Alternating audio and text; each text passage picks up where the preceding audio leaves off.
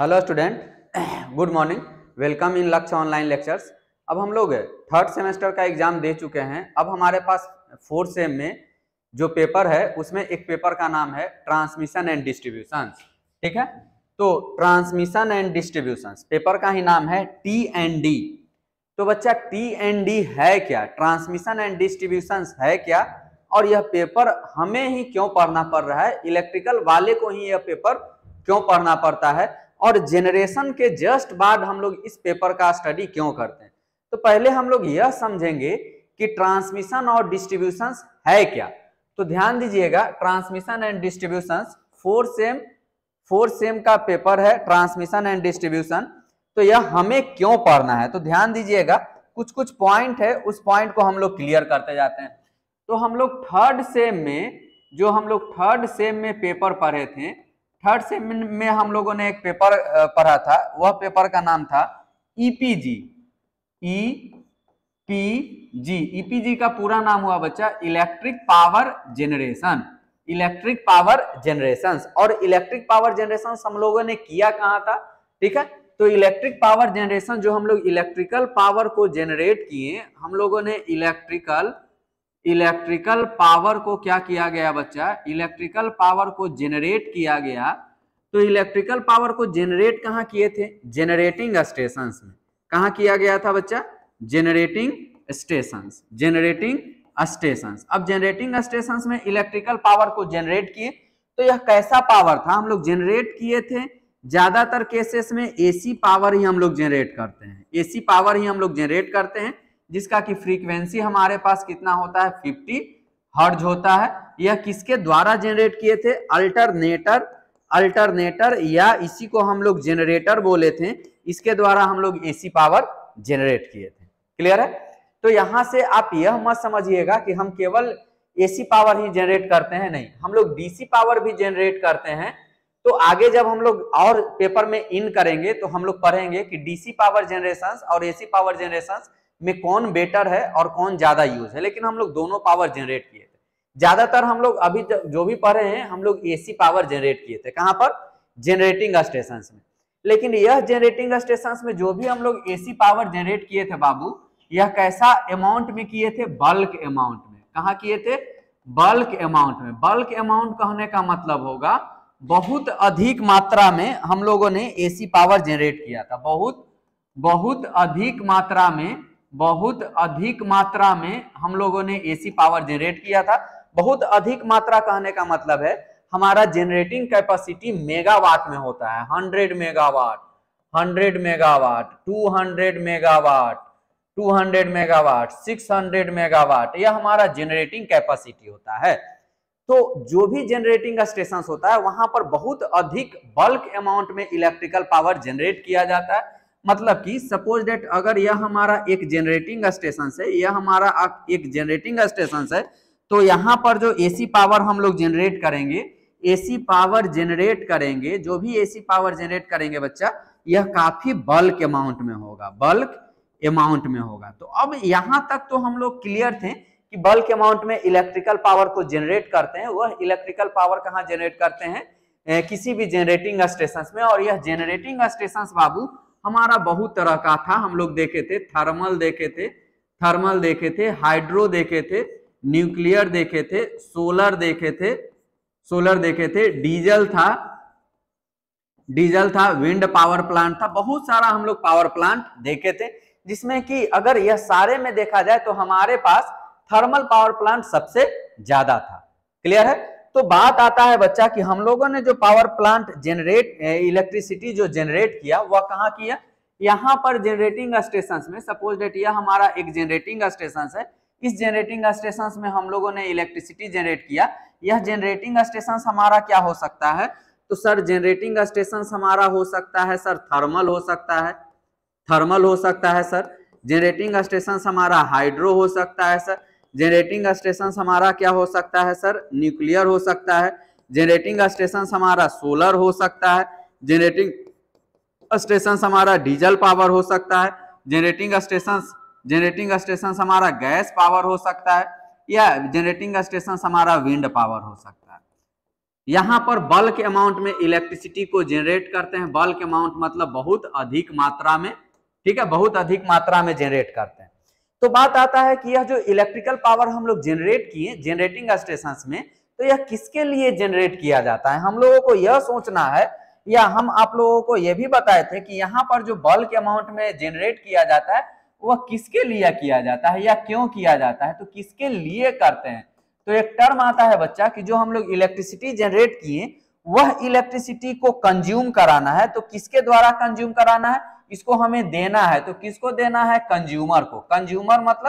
Consumer मतलब होता है उपभोक्ता, उपभोक्ता, उपभोक्ता। इसी कंज्यूमर को हम लोग अनदर वे में इलेक्ट्रिकल लोड भी बोल सकते हैं। धीरे धीरे सारी बातों का चर्चा हम लोग करेंगे। इसी कंज्यूमर को हम लोग इलेक्ट्रिकल लोड भी बोल सकते हैं। तो जो हम लोग बल्क अमाउंट में इलेक्ट्रिसिटी प्रोड्यूस्ड किए, जनरेट किए, ठीक है, अल्टरनेटर के द्वारा, वह किसके लिए किया जा रहा है, कंज्यूमर के द्वारा।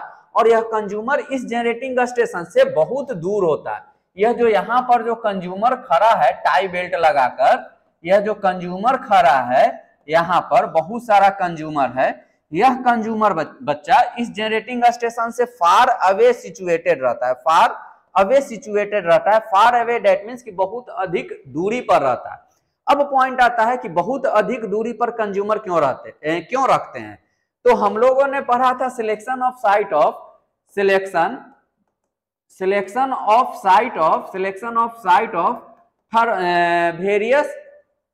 Various power station. मतलब कि हम लोग यह पढ़े थे कि जगह का चुनाव, किसी भी जनरेटिंग स्टेशन के लिए जगह का चुनाव कैसे करते हैं। तो जब यह पढ़े थे और उसमें यह पॉइंट देखे थे कि जनरेटिंग स्टेशन और कंज्यूमर के बीच काफी ज्यादा डिस्टेंस रहता है और यह जनरेटिंग स्टेशन में bulk amount of electricity generate करते हैं। तो किसके लिए करते हैं बच्चा, कंज्यूमर के लिए करते हैं। तो कंज्यूमर के पास इलेक्ट्रिसिटी को पहुंचाना भी तो होगा, है ना। यहां से जो अमाउंट जनरेट किए, सपोज दैट 100 मेगावाट हम लोग इलेक्ट्रिसिटी जनरेट किए, तो यह 100 मेगावाट इलेक्ट्रिसिटी हमें किसके पास पहुंचाना है, हमें किसके देना है। तो हम किसके लिए कर रहे हैं, तो सर हम कंज्यूमर के लिए कर रहे हैं और कंज्यूमर हमारे पास हमारे से बहुत दूर है। क्लियर है। तो जो जनरेटिंग स्टेशंस के इलेक्ट्रिकल पावर को कंज्यूमर तक पहुंचाने का जो प्रोसेस होगा, जो टेक्निक होगा, वही हमारा कहलाता है transmission and distribution of electrical power. Clear है। फिर से सुनिए, जो जनरेटिंग स्टेशन से, यहां जनरेटिंग स्टेशन से पावर को कंज्यूमर तक पहुंचाने का जो प्रोसेस होगा, जो टेक्निक होगा, उसी को हम लोग बोलते हैं transmission and distribution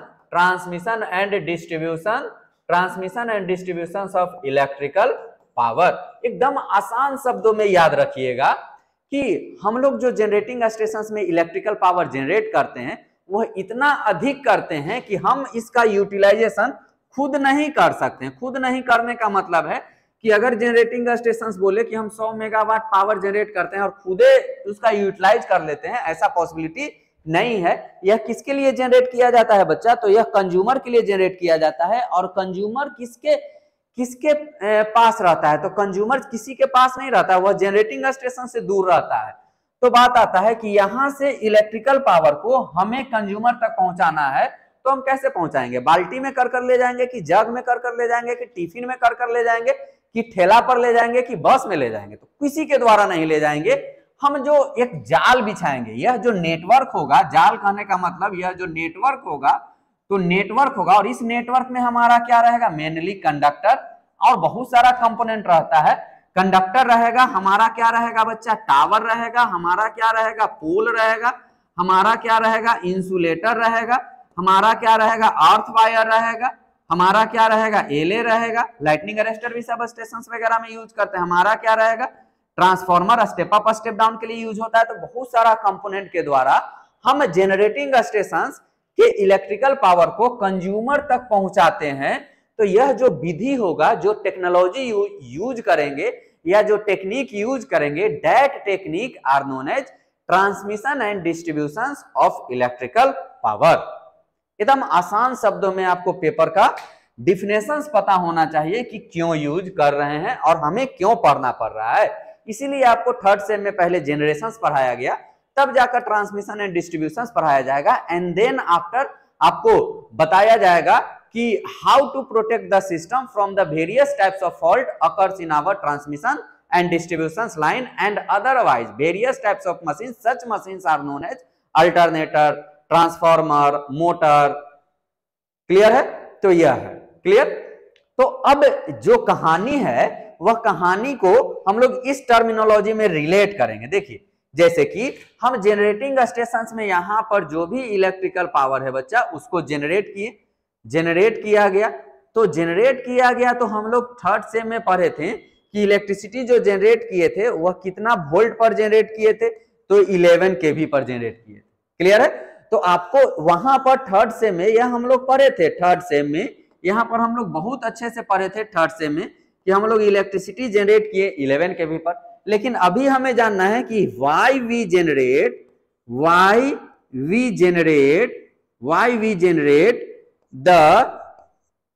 generate the electrical power, why we generate the electrical power at the level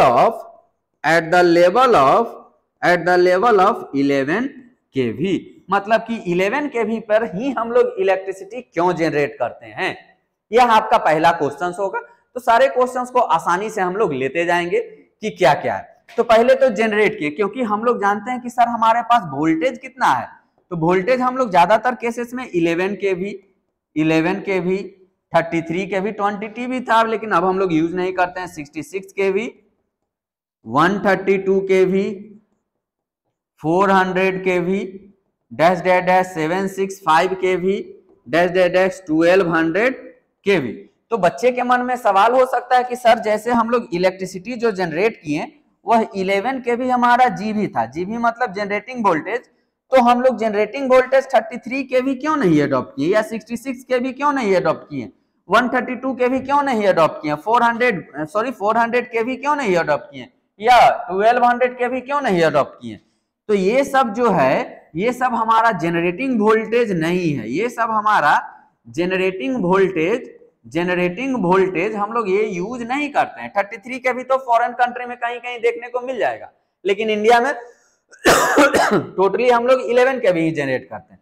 तो आपका दूसरा क्वेश्चन, पहला क्वेश्चन तो है बच्चा कि 11 kV पे ही जनरेट क्यों करते हैं, और दूसरा क्वेश्चन कि हम लोग 11 kV के अलावे जो वोल्टेज लेवल है उसका यूटिलाइजेशंस बाबू, यूटिलाइजेशंस जनरेटिंग वोल्टेज के लिए क्यों नहीं करते हैं। क्लियर है? तो सारे क्वेश्चंस का हम लोग जवाब लेते चलेंगे, लेकिन स्टेप बाय स्टेप्स। और एक बहुत इंपॉर्टेंट बात है, आपको जितना भी ट्रांसमिशन एंड डिस्ट्रीब्यूशन का वीडियो जाएगा बच्चा, सब न्यू वीडियो जाएगा, वह वीडियो या तो आपका व्हाइट बोर्ड पर जरूरत के अकॉर्डिंग भी हो सकता है, या आपको डिजिटल, ज्यादा कोशिश करेंगे कि डिजिटल बोर्ड पर ही ट्रांसमिशन एंड डिस्ट्रीब्यूशन का पूरा वीडियो जाए। ऐप में दोनों वीडियो अवेलेबल रहेगा, व्हाइट बोर्ड वीडियो और डिजिटल वीडियो, जिसको जो अच्छा लगे वह यूटिलाइज कर सकते हैं। कंटेंट सेम रहेगा और कंटेंट के अलावे इतना ऑब्जेक्टिव रहेगा कि आपको अगर कर लिए तो कोई दिक्कत नहीं होगा, कहां, यहां से लेकर जेई लेवल तक। क्लियर है? तो यह हो गया। अब देखिए एक एग्जांपल के माध्यम से हम लोग समझते हैं कि हम लोग ट्रांसमिशन एंड डिस्ट्रीब्यूशन करते क्यों हैं।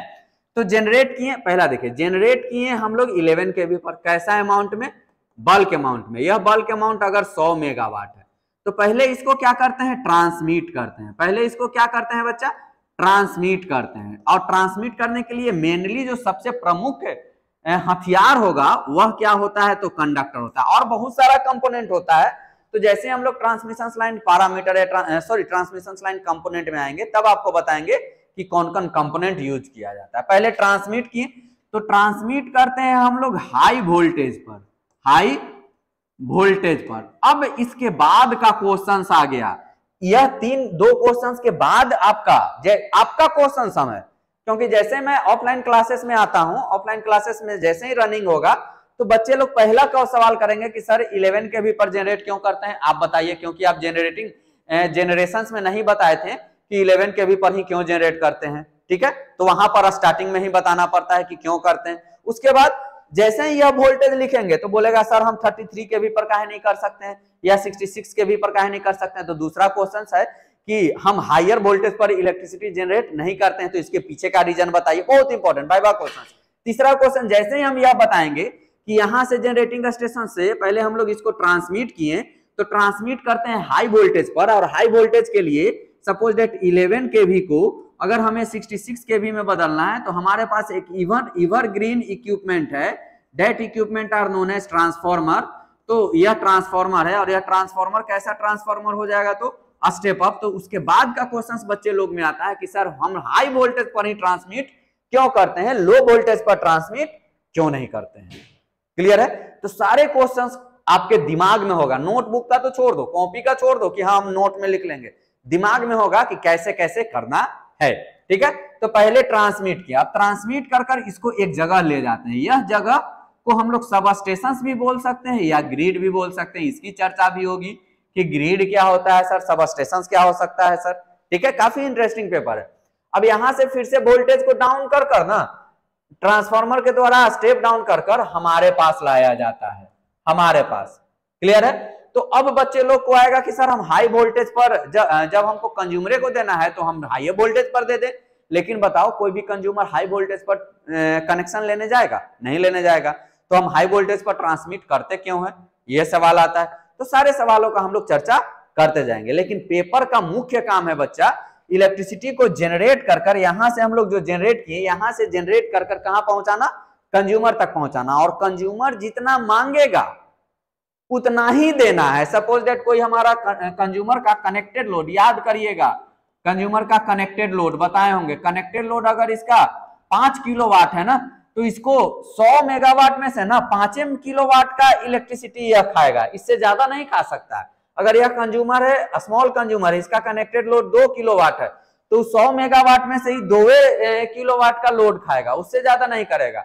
तो कंज्यूमर डिमांड करता है कि हमें इतना इलेक्ट्रिसिटी चाहिए, लेकिन जनरेटिंग स्टेशन क्या करता है, काफी बल्क अमाउंट में जनरेट करता है।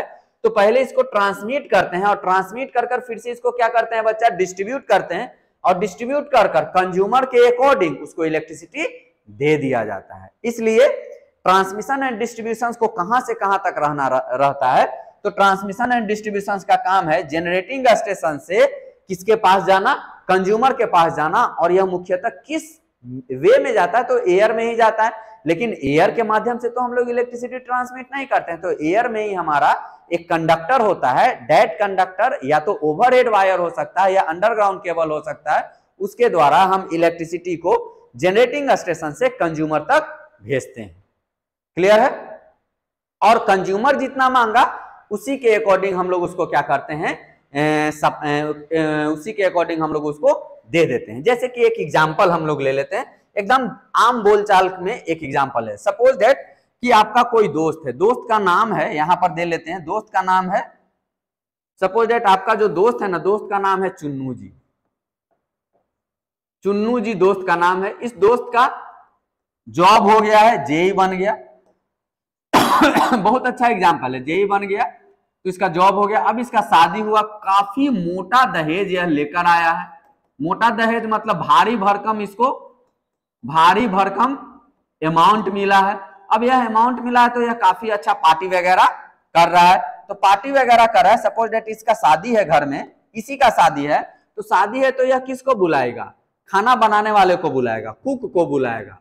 यह कुक आएगा तो कुक आएगा और बहुत सारा सपोज दैट 500 इसके यहाँ सब दोस्त यार और आस पड़ोसी और रिलेटिव सब खाने वाला आने वाला है।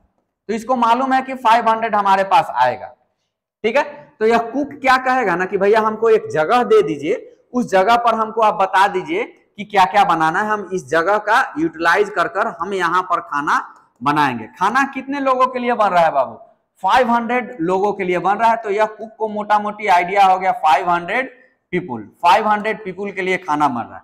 तो यह 500 पीपुल के लिए खाना बन रहा है, तो यह कैसा खाना रहेगा, बल्क अमाउंट ऑफ खाना, बल्क अमाउंट ऑफ खाना। इसको ट्रीट करिए, इसको एग्जाम्पल के जैसा ले लीजिए ना। यह क्या हो गया, बल्क अमाउंट ऑफ खाना। यह खाना के जगह हम लोग क्या ट्रीट कर लेते हैं, electricity, bulk amount of electricity. ठीक है, अब यह खाना बना तो यहाँ पर खाना बना, अब सारा जो कुक गेस्ट आएगा उसको हम लोग क्या बोलते हैं कि जाइए जाइए जहां खाना बन रहा है वहां से रसगुल्ला लेकर खा लीजिए, ऐसा बोलते हैं नहीं ना। या तुम्हारे यहाँ जो गेस्ट आते हैं उनको क्या बोलते हैं, जाइए ना किचन में घुस कर पूरा तबाही मचाकर खूब खा लीजिए, ऐसा नहीं बोलते हैं, नहीं बोलते हैं, एकदम नहीं बोलते हैं। तो अब इस खाना को क्या करेंगे ना, एक जगह पर ले जाकर रख दिया जाएगा, स्टोर कर दिया जाएगा, रख दिया जाएगा, ठीक है, बड़ा बड़ा टब में रख दिया गया। अब यह टब में रख दिया गया, मतलब कि जिस जगह पे रखा गया टब में ही रखा गया, यहाँ टब में भी ज्यादा नहीं खाना है, बल्क अमाउंट ऑफ ही खाना है, मतलब कि यह टब हमारा किससे रिलेशन आ जाएगा, ट्रांसमिशन लाइन से, क्योंकि ट्रांसमिशन लाइन में सीधा सीधा कोई भी कंज्यूमर कनेक्ट नहीं होता है। अब यहाँ पर जो खाना, जैसे गांव वगैरह में कैसे देखते हो, यहाँ से छोटा छोटा बाल्टी में खाना को ले लिया जाता है और सारा गेस्ट को बोला जाएगा कि भैया यहाँ पालथी मारकर बैठ जाइए, यहाँ पत्तल लग जाएगा, और जाकर पूछेंगे कि के पूरी चाहिए, 2 पूरी चाहिए, वो बोलेगा हमको 2 पूरी नहीं खाएंगे, हमको 5 पूरी चाहिए। भैया चचा के गो रसगुल्ला चाहबा तोरा, तो 4 गो रसगुल्ला चाहिए, तो उसको 4 गो दे दिए। अब कोई बोला कि ना हमको 2 गो दीजिए, तो उसको 2 गो दिए। मतलब कि ये जो है यह हमारा क्या हो गया, कंज्यूमर हो गया, और कंज्यूमर को पूछा जाएगा कि हाँ आपको कितना इलेक्ट्रिसिटी चाहिए, तो कंज्यूमर बोलेगा कि हमको इतना किलोवाट चाहिए, उसके अनुसार इसको क्या कर दिया जाएगा, डिस्ट्रीब्यूट कर दिया जाएगा। तो आसान शब्दों में बोलते हैं, जहां पर खाना बन रहा है वह हमारा जनरेटिंग स्टेशन हुआ। इसके बाद हम लोग हाई वोल्टेज पर क्या करेंगे, इलेक्ट्रिसिटी को ट्रांसमिट करेंगे, ट्रांसमिट कर फिर से इसको क्या करेंगे, लो वोल्टेज पे लाएंगे, और लो वोल्टेज पर लाकर सब जगह पे हम लोग कंज्यूमर को कनेक्ट कर देंगे। तो यह हमारा जो होगा, यह जो हमारा सिस्टम होगा, that system are known as transmission. इसी सिस्टम को हम लोग बोलते हैं बच्चा transmission and distribution of electrical power, transmission and distribution of electrical power. मतलब कि आसान शब्दों में पेपर को याद रखिएगा, इलेक्ट्रिकल पावर को जनरेटिंग स्टेशन से उठाकर कंज्यूमर तक पहुंचाने का जो प्रोसेस होगा, जो टेक्निक होगा, उसी को हम लोग क्या बोलते हैं, transmission and distribution of electrical power. Clear है। तो अब हम लोग का जो काम है वह काम क्या है, 4th semester transmission and distribution unit first में जो भी इंजीनियर्स लर्निंग जो आ गया, रवि कुमार, माई सेल्फ रवि कुमार, ठीक है, हम एमटेक हैं आईआईटी धनबाद से, पावर सिस्टम से है, इसी पेपर से हमारा एमटेक है, ठीक है। तो घबराइएगा नहीं, जैसे आपको जनरेटिंग स्टेशन समझ में आया उसी तरह से यहां भी समझ में आएगा, ठीक है। यूनिट फर्स्ट में हमें पढ़ना क्या क्या है, थोड़ा सा जान लेते हैं कि यूनिट फर्स्ट में पढ़ना क्या है। पेपर का नाम तो हम लोग जान गए बच्चा कि ट्रांसमिशन एंड डिस्ट्रीब्यूशन, और अगर आपसे कोई भी पूछे कि ट्रांसमिशन एंड डिस्ट्रीब्यूशन क्या होता है, तो आसानी से शुद्ध देखो, language doesn't matter, language matter नहीं करता है, आपका कंसेप्ट मैटर करेगा कि आप क्या जानते हो, ठीक है। अगर हम कोई बंदा सामने से इंग्लिश में सवाल पूछ रहा है, तो हम अगर इंग्लिश में जवाब देने में असहज हैं, लेकिन हम उसको अपने लैंग्वेज में ही बहुत अच्छे से क्लियर कर समझा देते हैं, तो वह बंदा एक्सप्रेस हो जाएगा, इंप्रेस हो जाएगा, ठीक है। यह नहीं कि इंग्लिश के में जवाब देने के चक्कर में आधा उसको गलत सही बता दिया। क्लियर है। तो हमें यूनिट फर्स्ट में क्या क्या पढ़ना है बाबू, उसके बारे में देख लो। तो यूनिट फर्स्ट में हमें क्या क्या पढ़ना है, इसमें टोटल नंबर ऑफ यूनिट के बारे, टोटल नंबर ऑफ यूनिट है 5, जिसमें कि हमें यूनिट फर्स्ट में पढ़ना है basic of transmission and distribution, मतलब ट्रांसमिशन एंड डिस्ट्रीब्यूशन का बेसिक क्या है, इसका डेफिनेशन से हम लोग आगे बढ़ेंगे। तो पहला single line diagram with component of the electric supply transmission and distribution system. तो सिंगल लाइन डायग्राम कहने का मतलब कि जनरेटिंग स्टेशन से कंज्यूमर तक कैसे कैसे पहुंचा जा सकता है, उसका डायग्राम के बारे में जानना है। Classification of transmission line, transmission line को क्लासिफाइड करना है, primary and secondary transmission, standard voltage level used in India, मतलब कि ट्रांसमिशन लाइन के लिए हम लोग स्टैंडर्ड वोल्टेज लेवल क्या यूज करते हैं। लेकिन यह बात आपको जानना पड़ेगा कि ट्रांसमिशन हमेशा यूज करते हैं हाई वोल्टेज लेवल पर और डिस्ट्रीब्यूशन यूज करते हैं लो वोल्टेज लेवल पर। आगे के लेक्चर्स में हम चर्चा करेंगे कि हाई वोल्टेज पर ही क्यों यूज करते हैं और लो वोल्टेज पर ही क्यों यूज करते हैं। Classification of transmission line based on the type of voltage level, voltage level, length and order, मतलब कि वोल्टेज लेवल पे कितने तरह से ट्रांसमिट करते हैं। ट्रांसमिशन होता कितने तरह का है, short transmission line, medium transmission line, long transmission line. Comparison of transmission and distribution line, method of distribution of method of construction AC and DC, मतलब कि हो गया कंपैरिजन ऑफ ट्रांसमिशन, मतलब कि एचवीडीसी एचवीएसी, ठीक है, वो हो गया, एंड डिस्ट्रीब्यूशन लाइन का कंपैरिजन करना कि ट्रांसमिशन हाई वोल्टेज पर करते हैं, डिस्ट्रीब्यूशन लो वोल्टेज पर करते हैं, ये सब का चर्चा करना है। क्लियर है? तो काफी इंटरेस्टिंग पेपर है और पूरा का पूरा डिजिटल बोर्ड पर ही रहेगा, घबराइए नहीं, दोनों आपका लेक्चर्स रहेगा, एक लेक्चर्स रहेगा डिजिटल बोर्ड और एक लेक्चर्स रहेगा व्हाइट बोर्ड। व्हाइट बोर्ड पे जो हम लोग प्रीवियस ईयर्स में प्रीवियस सेमेस्टर में जो लेक्चर्स बनाए थे वो रहेगा, डिजिटल बोर्ड पर सब नया लेक्चर्स रहेगा। वीक में 3 से 4 लेक्चर्स आपको जाएगा, आसानी से पढ़िए, मस्त होकर पढ़िए, आपको चीजें और कंसेप्ट समझ में आएंगी, इसके लिए टेंशन नहीं लेना है। ठीक है, तो मिलते हैं अगले लेक्चर्स में। Okay, thank you.